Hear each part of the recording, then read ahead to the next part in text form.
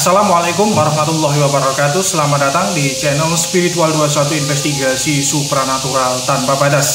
Kalau kebetulan Anda pergi ke Solo atau ke Surakarta, maka Anda bisa berwisata ke sebuah keraton atau kerajaan yang dinamakan Keraton Kasunanan Surakarta, di mana keraton ini merupakan peninggalan Kerajaan Mataram tempo dulu. Di tempat ini bisa juga dilihat peninggalan benda-benda sejarah dengan berbagai keunikan dan kesakralannya. Selain itu, Anda juga bisa melihat peninggalan sejarah yang masih ada hubungan erat antara Keraton Surakarta ini, yaitu Keraton Kartasura dan Keraton Pajang. Kalau Keraton Kartasura itu masih tampak bangunan dan bentengnya, namun di Keraton Pajang itu nyaris bangunan fisiknya tidak dapat dilihat lagi. Meskipun tidak ada sisa benteng ataupun bekas bangunan, namun ada nama-nama kampung yang dulunya itu merupakan kawasan Keraton Pajang, pemirsa. Seperti namanya adalah Kampung Sanggrahan, kemudian Butulan, lalu Sonowijan, Tritisan, Tegal Kembang, dan salah satu sungai yaitu Sungai Brojo. Di desa Sanggrahan ini, tepatnya di tepi Sungai Brojo, itu masih ditemukan petilasan yang dibuat beberapa warga atas inisiatif mereka sendiri. Mereka menamakannya itu sebagai Paguyuban Marsudi Patilasan Keraton Pajang.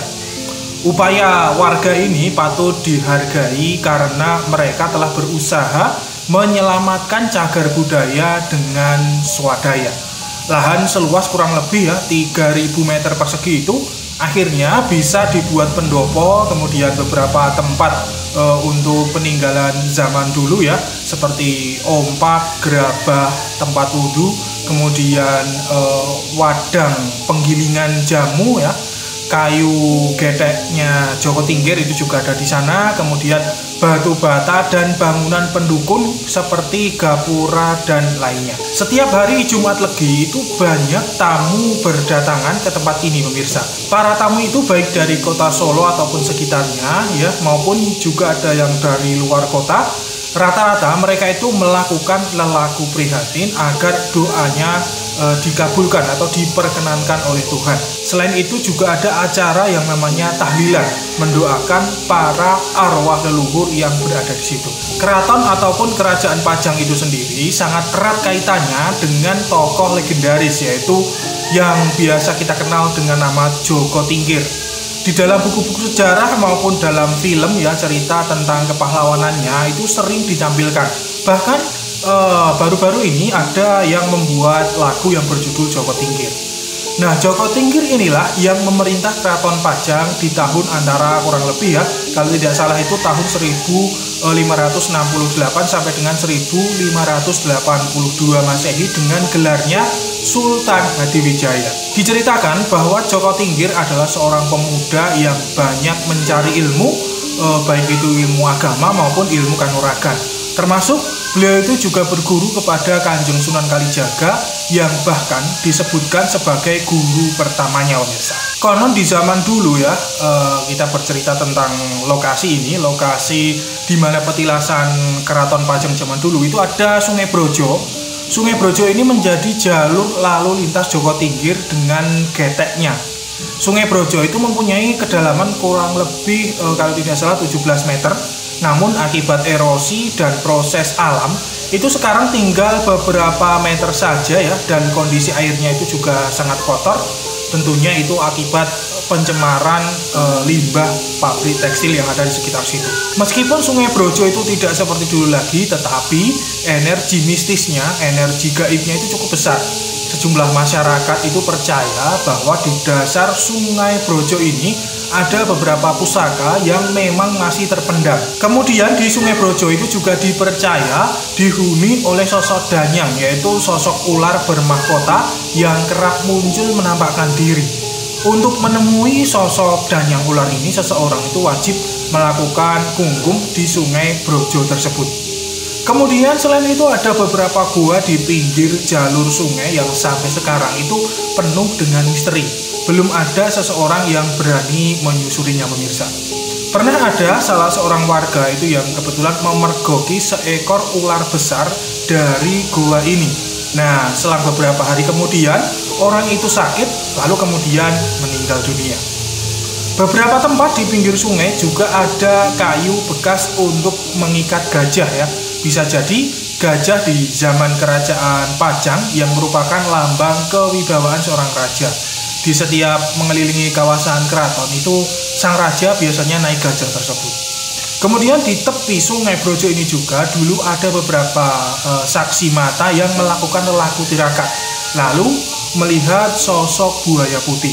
Kejadian ini ya juga dialami oleh sang juru kunci dari Sungai Brojo ini. Masih di kawasan bekas Keraton Pajang, persisnya di Kampung Tegal Kembang ataupun bisa dinamakan Tegal Kaputren, di mana dulunya itu merupakan taman khusus untuk para putri Keraton Pajang. Di tempat ini ada sebuah makam yang konon itu dulunya adalah sebuah sumur, yang mana sumur ini dijadikan tempat bunuh diri salah seorang putri Keraton Pajang akibat tidak direstui cintanya itu dengan Pangeran Pabelan, yaitu anak dari Tumenggung Mayang. Dalam kisahnya, Pangeran Pabelan ini yang tertangkap basah ya bermesraan dengan seorang putri tersebut di Kaputren, di kamar Kaputren. Pangeran ini akhirnya meninggal karena dibunuh oleh para penjaga keraton.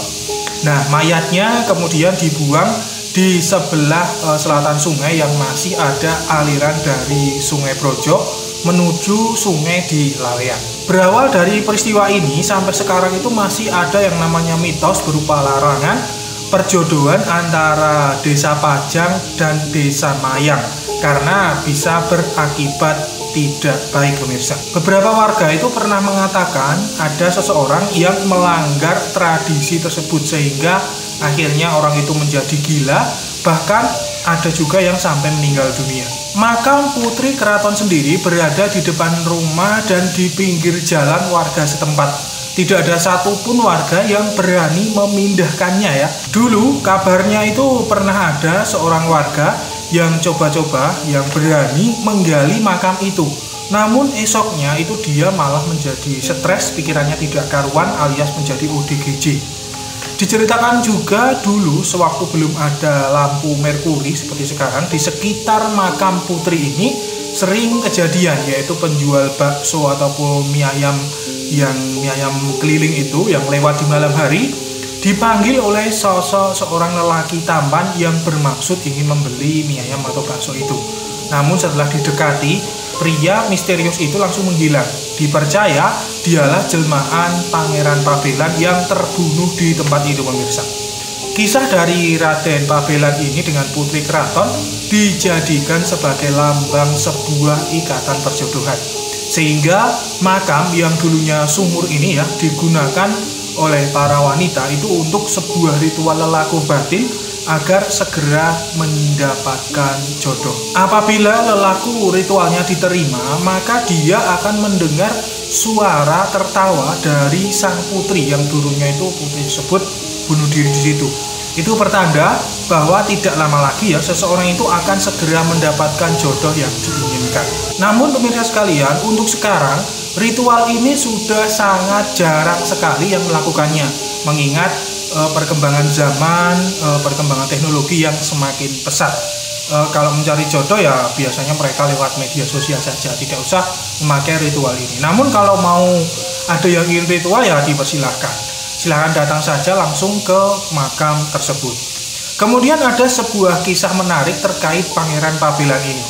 Dulu salah seorang warga di Kampung Tegal Kembang itu pernah menerima salah seorang tamu, yaitu seorang kiai dari Magelang, di mana sang kiai ini mencari alamat yang bertuliskan Tegal Kembang dekat sungai. Menurut kiai itu, seseorang yang dicarinya bernama Pabelan.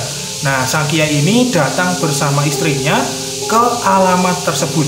Tetapi setelah dicari, ternyata warga menunjuk sebuah makam ya, makam sang putri tadi yang dulunya sumur yang digunakan untuk bunuh diri sang putri dari keraton itu. Kiai tersebut sontak kaget dan terharu mendengar kisah yang diceritakan oleh warga. Kemudian sang kiai itu melakukan ritual zikir tahlil di tempat itu untuk mendoakan arwah sepasang dua sejoli tersebut. Nah, bagi pemirsa sekalian yang tertarik yang mengunjungi lokasi petilasan Keraton Pajang atau petilasan dari beliau Joko Tingkir ini langsung saja meluncur ke Surakarta, ke Solo ya. Atau bisa hubungi saya saja. Saya akan antar sampai tempat tujuan, tetapi sebelumnya ya janjian terlebih dulu. Jangan tiba-tiba langsung. Nomor saya itu ada di deskripsi video ini. Silahkan nanti disimpan. Kalau suatu waktu pengen ke sana, nanti bisa hubungi saya. Nah, terima kasih. Semoga konten ini bermanfaat. Subhanakallahumma wa bihamdika asyhadu an la ilaha illa anta astaghfiruka wa atubu ilaik. Alhamdulillahirabbil alamin. Wassalamualaikum warahmatullahi wabarakatuh. Akan selalu ada misteri di dunia ini. Salam spiritual.